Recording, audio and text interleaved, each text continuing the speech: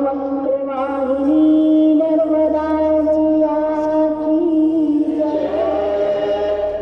वसुंधरा की स्वामिनी माँ नर्मदा सदियों से जगत का कल्याण करते आई हैं। जिस प्रकार सूरज अपनी किरणों से पृथ्वी के कण कण को रोशन करता है, उसकी दृष्टि में सभी समान हैं। इसी प्रकार नर्मदा अपनी अमृत रूपी असीम जल राशि से धरती को सिंचित कर उपजाऊ बनाते आई हैं। माँ नर्मदा ही तो विश्व की एकमात्र ऐसी नदी है जिनकी परिक्रमा की जाती है।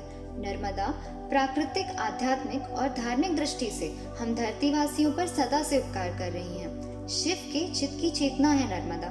नर्मदा का प्रत्येक कंकड़ महादेव का स्वरूप है।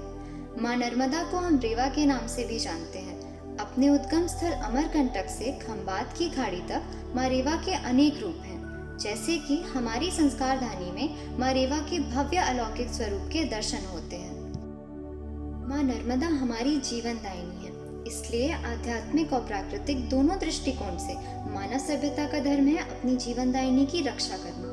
लेकिन हमारी ही कुछ प्राचीन मान्यताओं के चलते माँ नर्मदा का पवित्र आंचल मैला हो रहा है। जैसे कि लोगों द्वारा हवन से निकली भस्म या अन्य पूजन सामग्री का विसर्जन, मूर्तियों का विसर्जन, दीपदान किया जाना आदि कृत्यों से माँ रेवा दूषित हो रही है।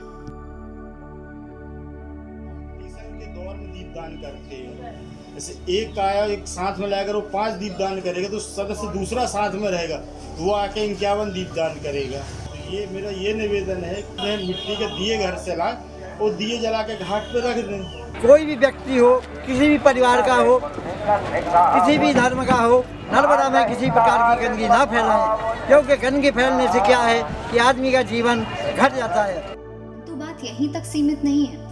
मानव द्वारा किए जा रहे कुछ अन्य कृत्य भी प्रदूषण में योगदान दे रहे हैं। जैसे कि साबुन सोडा का उपयोग कर नहाना, कपड़े धोना, जानवरों को नहलाया जाना, कारखानों या डेयरियों का अपशिष्ट नर्मदा जलाशयों में प्रवाहित किया जाना, ये सभी नर्मदा की पवित्रता को हानि पहुंचा रहे हैं। सबसे बड़ी देखे जाने वाली समस्या मां नर्मदा में नालियों के अपशिष्ट का प्रवाहित किया जाना है, जो कि प्रदूषण का प्रमुख कारण है।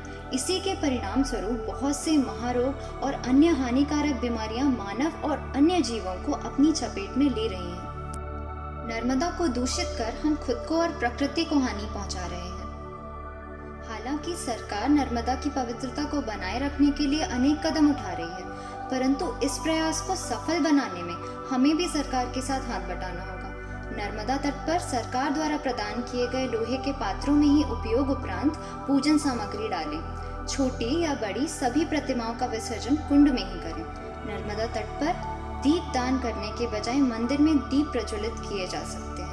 रासायनिक अपमार्जकों का प्रयोग या कारखानों के अपशिष्ट का नर्मदा जलाशयों में मिलाना प्रतिबंधित किया जाए और इन पर अर्थदंड लगाया जाए।